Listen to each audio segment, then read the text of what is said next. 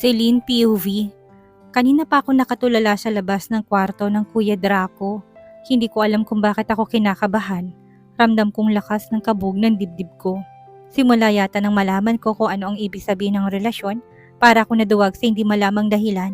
Para ako nahihiyang humarap dito gayong wala namang dapat ikahiya. Bigla kong nakagat ang ibabang labi ko. Nang bigla kong mapasinghap nang biglang bumukas ang pinto. Napaawang ang labi ko. Ang nakangiting Kuya Draco. Good morning, kanina ka pa ba kumakatok? Galing kasi ako ng banyo. At bigla na lang bumaba ang paningin ko. Nakatapis to ng tuwalya at walang saplot ang pangitaas nito. Hindi ko alam kung bakit ako napalunok kasabay ng pamumula ng pisngi ko. Para bang nangaakit ang katawan nito. Bigla ko napayuko sabay pikit. Ano bang nangyayari sa akin? Hey Celine, are you okay? Bigla akong napaangat ng tingin. Kasi nagtataka lang ako. Ang pagkakaalam ko po, hindi pa naman ako kumakatok. Kumunot ang noon nito, ngunit nasa mukha pa rin itong kasiyahan. Hindi ko nga alam kung bakit. Are you sure? Don't tell me na multo ang kumakatok. Bigla tong natawa. Multo? Napakurap ako ng bahagyang tumaas ang sulok ng labi nito. Yung patay na tao, tapos yung kaluluwa niya, gumagala sa mundong ito. Nakaputi siyang damit, mahabang buhok, umiiyak na may kasamang dugong mga mata nito, pati katawan nito. Nang bigla tong huminto, pero ramdam kong nagsitaasan ng balahibo ko sa kwento nito. Nasa likuran mo siya. Bigla ko napaigtad kasabay ng pagtili nang dahil sa takot na gumapang sa buong pagkatao ko, bigla ko napayakap sa hubad nitong katawan. Ramdam kong pagyugyug ng katawan nito, tiningala ko ito. Tumatawa pala ang loko. Ang mga hampasin ko to ay hiwalay sa pagkakayakap ko. Nang bigla kong matigilan, ramdam kong pagpulupot ng braso nito sa maliit kong bewang. Natakot ko ba ang baby ko? Kita kong pang-asar sa mukha nito, kaya naman nakalimutan kong nakayakap ito sa akin. Bigla ko tong hinampas sa dibdib nito, malapad yun at matikas. Sandali ako natigilan nang maisip ang isang bagay na parang ang sarap humilig sa dibdib nito. Ngunit kaagad ako natauhan nang magsalita ito. Ouch! Nananakit ng baby ko ha. Bigla ko tong inirapan at halata namang nagkukunwari itong nasaktan. Nakangiti pa nga nakakalimutan kong amo ko to dahil na rin sa kakulitan nito. Nawawala na rin ang pagkailang ko dito.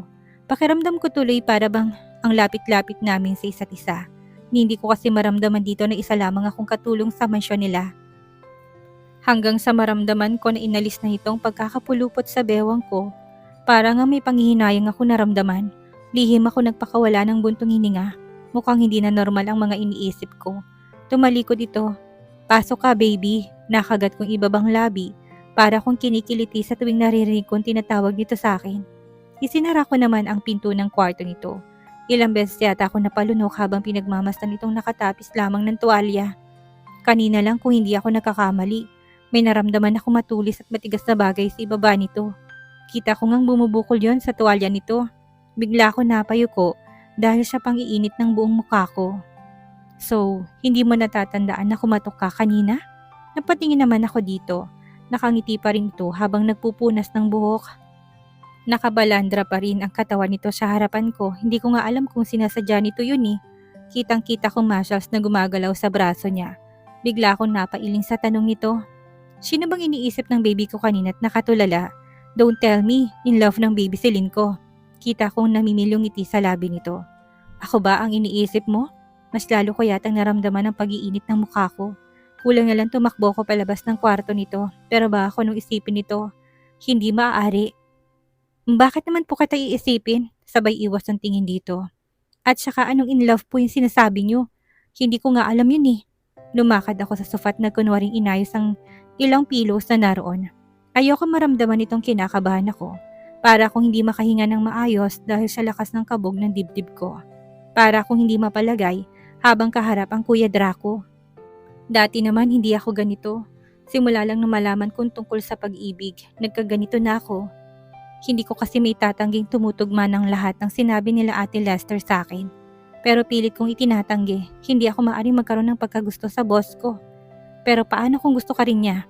Ramdam kong lakas ang tibok ng puso ko. Dalaga na yata talaga ako. Napahinto ako sa paglalagay ng mga pilo sa isang tabi na makitang nasa harapan ko na ito. Kumusta ang assignment mo, baby? Alam mo na ba ang sagot?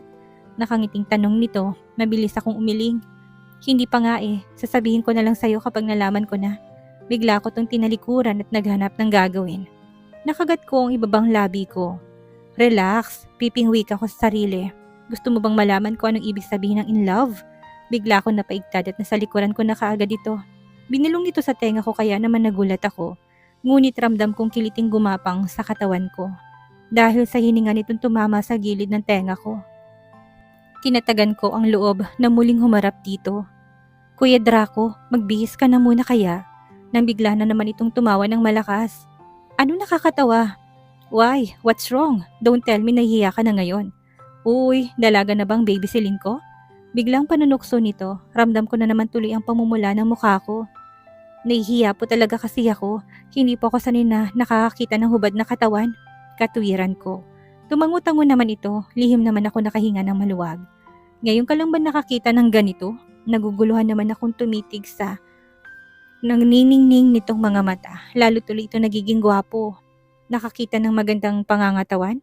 Sabay kagat ng ibabang labi nito para may kung anong tumibok sa gitna ng harapan ko dahil sa ginawa niya. Nangaakit bang Kuya Draco? Maganda? Alin ang maganda dyan? Kunwaring umiwi ako. Gusto kong matawa nang biglang maglahong ngiti nito sa labi. Parang gusto ko tuloy humalakhak. Ang bilis na mapiko ni Kuya Draco. Alam ko naman na magandang katawan nito. Mas maganda pa nga doon sa magazine na nakikita ko sa malaking sala. Bato-bato ang katawan nito. Abs yatang tawag doon. Flat na flat at mukhang matigas. Alam kong inosente ka sa maraming bagay, baby. Pero sa edad mong yan, alam mo kung pangit o maganda ang isang bagay. Hindi ba talaga maganda ang katawan kong ito? Tinuro pa nitong bato-bato niyang tiyan. Kahit naiilang, pinilit kong kumilos ng normal. Pinilit kong wag mapangiti dahil sa reaksyon ng mukha nito na para bang ang bigat-bigat sa pakiramdam nito na hindi ko nagustuhan ang katawan nito. Kunwaring kumibot ang labi ko. Paano ko po ba malalaman na magandang katawan ninyo, Kuya Draco? Dapat may ibang katawan ng lalaki din ako makita para mapagpilian ko kung alin ang maganda. Painosenteng sambit ko dito. Gusto ko mapahagalpak ng tawan na makitang sumimangot ang gwapong mukha nito. Hindi bali na lang, masaya na akong katawan ko lang ang nakita mo. Sabay ngisi nito. Well, soon malalaman mo rin na kabaliw-baliw ang katawan na ito. At saka ito tumalikod. Napabuga naman ako ng hangin, pinagayway ko pa ang kamay ko sa mukha ko upang maibsan ang pag-iinit noon. Ramdam ko kasi na namumula pa rin iyon. Draco POV. Para akong tanga na nakangiti habang nagbibihis. Hindi mawala-wala sa isip kong pamumula ng magagandang mukha nito. Sa ilang linggo ko dito sa mansyon, kaya ko lang ito nakitaan ng kakaibang pagkilos. Gayon din sa paraan ng tingin nito, ramdam ko may kakaiba. At sa isipan pa lang na nagkakagusto na rin ito para akong nasa alapaap sa sobrang saya. Ramdam kong pag-iwas nito, may minsan ding hindi na ito makatingin ng diretso sa akin. Kakaiba kaysa noong una, madalas itong nakayuko, pero ngayon iniiwas na lang niyang mga mata sa akin.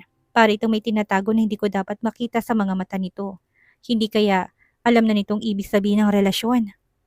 Kahit ang salitang in love, bigla akong nakagat ang ibabang labi ko. Ramdam ko pang lambot ng katawan nito sa katawan ko. Para akong kinikiliti nang bigla itong yumakap sa akin. Kanina, ramdam ko kaagad kung paano kumislot ang alaga ko sa biglaan nitong pagyakap sa akin. Kaya naman dinaan ko sa tawa ang kilig na nararamdaman ko. Hindi nga ako nakatiis at niyapos kong braso ko sa maliit nitong balingkinitan. Labis ang hiling ko na sana wag itong magalit at mag-isip ng masama. Hindi ko talaga kayang magpigil kapag nasa malapitan lang ito sa sobrang pagmamahal ko dito. Gusto kong damhin ang katawan nito, mayakap ng mahigpit at kung maaring mahalikan ang malambot nitong labi. Hindi ko makalimutan kung paano nito titigan ang hubad kong katawan. Nakaawang pang bahagya ang labi nito hanggang sa mamula ang magkabila ang pisngi nito. Doon pa lang ramdam kong unti-unting naglalaho ang kainosentehan nito. Mukhang epektibo ang pagbabalandra ko ng katawan dito. Lalo ko napangiti nang hampasin ako ni Celine. Sa isipin pa lang na hindi na ito naiilang, ang sarap sa pakiramdam. Masisimulan ko ng diskarte pang malakasan. Ako na rin ang kusang kumawala sa pagkakayakap dito at ayoko mag-isip ito ng masama. Hanggat kaya ko pang magpigil, gagawin ko. Pero titiyakin ko na lulubos-lubusin kong oras na makuha ko matamis nitong oo. At dahil may kapilyuhan akong lalaki, kaya naman humarap pa rin ako dito nakahubad. Hindi ko nga alam kung naramdaman ba nito kanina yung pagkislot ng alaga ko. Habang nakayakap to sa akin, wala itong kaalam-alam na nanigas ang anaconda ko dahil lang sa pagkadikit nito sa akin. Pinasikat ko pa ang mga muscles kong braso dito. Nagkukunwari akong nagpupunas ng buhok habang nakatitig dito. Hindi mawala-walang ngiti sa labi ko dahil siya nakikita ng mga mata ko. Hindi na yata na walang pamumula ng mukha nito. Lalo na sabihin kong baka akong iniisip nito at baka in love na ito. Doon ako nagtaka na umiwas to ng tingin. Dati-rati yumuyuko lang ito, lalo nang tanongin ko ito kung alam na ba nitong ibig sabihin ng relasyon. Bigla ba naman akong tinalikuran? Lihim na umarkong gilid ng labi ko. Ramdam kong umiiwas to.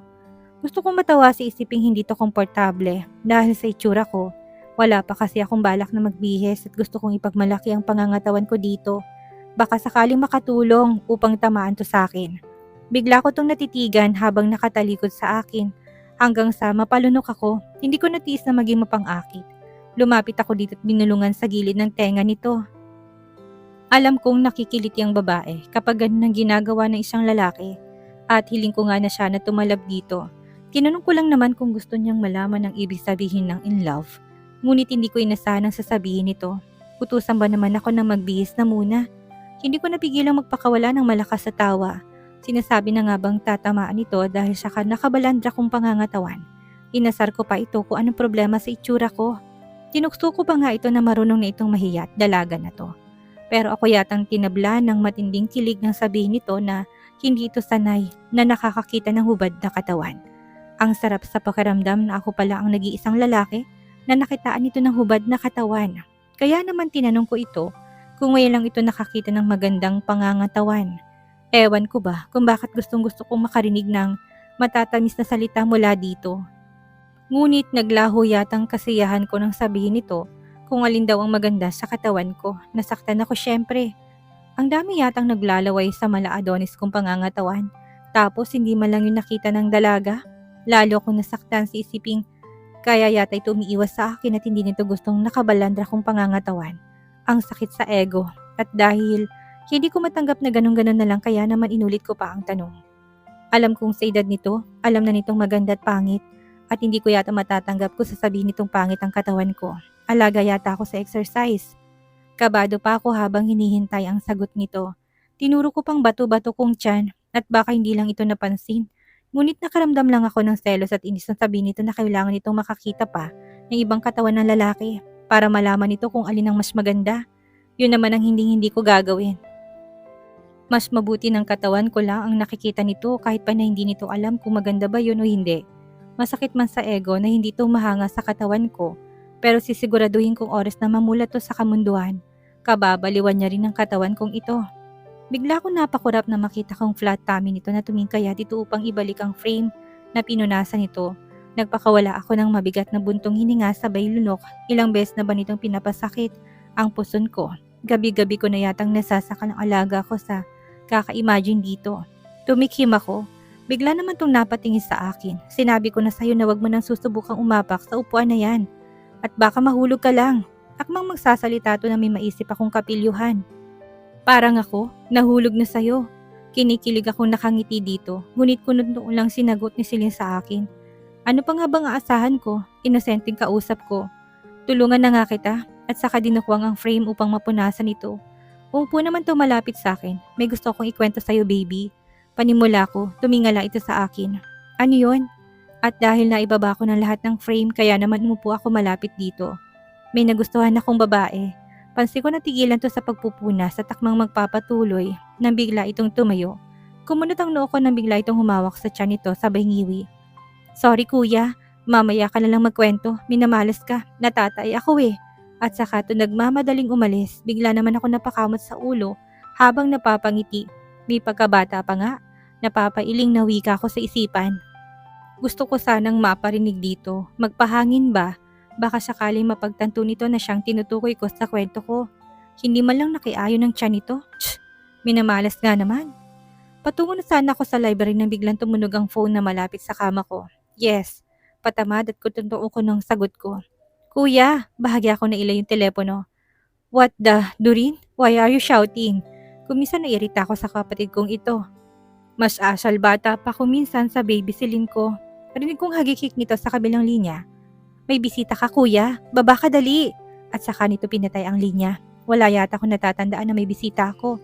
At dahil hindi pa bumabalik ang baby ko, Kaya naman bumaba na muna ako para malaman kung sinong bisitang tinutukoy niya.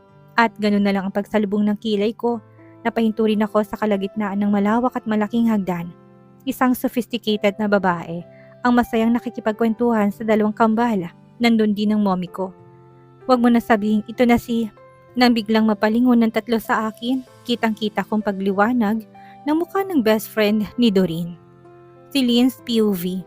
Pabalik na sana ako sa itaas kung nasa ng kwarto ni Kuya Draco nang bigla akong matigilan. Mula sa kinatatayuan ko, kitang-kita kong isang maganda at matangkad na babaeng humalik sa Kuya Draco ko. Yumakap din ito habang nakangiti ng buong tamis. Napansin ko rin na nandun ang dalawang kambal at ganun din si Ma'am Janine. Pawang mga nakangiti at dahil nakatalikod sa direksyon kong Kuya Draco, kaya naman hindi ko makitang reaksyon ng mukha nito. Pero tsak ko naman na masaya ito at nagpapahalik pa nga. Pero bakit niya hinalikan ng Kuya Draco ko? Normal ba yun? Sandaling bumalik sa alaala kong ginawang paghalik ni Kuya Draco sa akin. Hanggang sa muli ako napatitig sa mga to para akong tanga na nakatayo habang nakatunghay sa dalawa. Ni hindi ko na naisip na baka may makakita sa aking kapwa kasambahay at isipin ng mga to na nakikisyoso ko sa usapan ng mga amo namin. Bigla akong napayuko. Bakit ko ba sila pinapakialaman? Pero kaano-ano kaya nilang bagong dating? Ang pagkakaalam ko, 3 lang ang anak ni Ma'am Janine. Ewan ko ba kung bakit nakaramdam ako ng lungkot habang nakatingin kay Kuya Draco sa babae. Magkatabi na ito sa upuan. Hindi ko naman marinig ang pinag-usapan ng mga to. Nakagat kong ibabang labi na makitang hinaplos ng babae ang mukha ni Kuya Draco. Para may kuha ng bombang dumagan sa dibdib ko sa hindi malamang dahilan. Bigla na lang bumigat ang pakiramdam ko. Kanina lang ang saya-saya ko na may halong kaba. Dahil sa mga kapilyuhan nito na nagawa ko pang magpaalam dito dahil sa takot na baka akong babaeng tinutukoy nito. Nang bigla na lang may kung anong malakas na kabog sa dibdib ko na may maalala. Hindi kaya itong babaeng tinutukoy nito na nagugustuhan nito? Akala ko pa naman. Bigla ko napasimangot na parang may iyak sa hindi malamang dahilan. Para ko nasasaktan pero hindi ko tiyak. Kung para saan, basta bigla na lang bumigat ang pakiramdam ko. Hindi ako natutuwa sa nakikita ng mga mata ko. Para ako nagsiselos. Dahil ba mawawala ng atensyon ni Kuya Draco sa akin? Dahil ba may iba nitong lalambingin at kakausapin? Hindi na ba ako? Ito bang babaeng tinutukoy nitong ikikwento sana sa akin? Nagmamadali ako umakyat sa itaas. Gusto ko na sanang tapusin ang paglilinis sa kwarto nito. Kinakabahan ako at baka umakyat ang mga to at nandun pa rin ako. Ayoko makaharap ang bagong dating. Baka katulad din ito ng 2 kambal na napakasungit. Kung kailan naghahanda na akong lumabas nang bigla akong mapaigtad ng bumukas ang pinto, doble ang kabang naramdaman ko nang makitang kasama ni Kuya Draco magandang babae. Pansin ko kaagad ang pagkagulat sa mukha nito hanggang sa kumunot ang noo nito kasabay ng pagtaas ng kilay nito habang nakatingin sa akin. Bigla akong napayuko, hindi ko tinignan. Who is she? Lihim ako na palunok na marinig ang boses nito. Rinig kong tumikim si Kuya Draco, ngunit natili ako nakayupot ni laro-larong daliri. Siya si Celine, ang naglilinis ng kwarto ko. Oh, tinatagan kong loob ko upang tumingin dito. Good morning, ma'am. Ma'am Anisha, pagtatama nito. Bigla ako napalunok, mukhang ang parehong ugali nito sa 2 kambal. O baka masahol pa. Hindi nga siya pinakilala ni Kuya Draco sa akin eh. Kung sino ba siya at ano ba siya ng mga De Silva. Parang gusto ko tuloy umismid. Nang dahil sa babaeng ito pinakiramdam ko nagiging masamang ugali ko. Siguro hindi lang ako sanay na may ibang babaeng kasakasama, ang Kuya Draco ko. Akmang ibubuka ko sana ang bibig ko upang tawagin to sa gusto nitong pangalan nang biglang magsalita si Kuya Draco. Nagtamang mga mata namin sa isa't isa, parang may kung anong humaplos sa puso ko. Sige na be, muntik na akong kabahan at muntik na itong madulas. Ramdam kong bahagyang namula ang pisngi ko. Ewan ko ba kung bakit ginapangan ako ng takot sa isiping mababang itong tinatawag sa akin. Kahit na alam kong walang ibig sabihin yon, hindi pa rin tama. Kami lang ang nagkakaunawaan ng pagiging malapit namin sa isa't isa. Hindi tamang marinig ng kung sino ang tinatawag nito sa akin at tinatawag ko dito. Lalo na't isa lamang akong katulong sa mansyon na ito. Tapos ka na bang maglinis? Malumani na tanong nito sa akin at dahil ramdam kong nakamasid ang babae, kaagad akong yumuko. Natatakot ako na may makita itong kakaiba sa mga mata ko habang nakatingin kay Kuya Draco. Opo, Sir Draco. Palabas na po ko nung pumasok kayo. Ganun ba? Sige na, makakalabas ka na. Bahagya ako nagulat. Tinignan kong babaeng nagangalang Anisha. Umigkas ang kilay nito na habang nakatingin sa akin mula ulo hanggang paa. Ngunit nang tumingin ng Kuya Draco dito, bigla ba namang ngumiti ng ubod tamis. Dalahan mo na rin ako ng Diyos, ha? Ang nakangiting wika pa nito sa akin. Bigla ako napatango. Opo, Ma'am Anisha. Ako mang lalagpasan ko to nang biglang magsalita si Kuya Draco. Saktong nasa tapat ko ito. Si Ella o Lester na lang utusan mo magdala ng Diyos sa ibaba. Sabihin mo pinapasabi ko. Baling nito sa akin. Bahagya pa ako nitong nginitian. Hindi naman yun kita ng babaeng si Anisha. What? Bakit sa labas? Nang putulin to ni Kuya Draco. Gusto ko ng fresh air, kaya sa baba ka nang minom ng juice mo. Napakurap ako nang alisin ni Kuya Draco ang kamay nitong nakakawit sa braso nito. Kitang-kita kong pagsama ng timpla ng mukha ng babae. Kaya nang maramdaman kong titingin ito sa akin, kaagad ako nagpaalam. Sige po sir. At nagmamadaling umalis, ramdam ko nakasunod ang tingin ng babae sa akin. Ramdam ko kasi ang kaba sa dibdib ko. Para kasi itong napahiya dahil siya inasal ni Kuya Draco.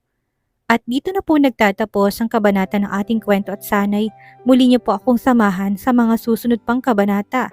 Maraming salamat po at keep safe everyone.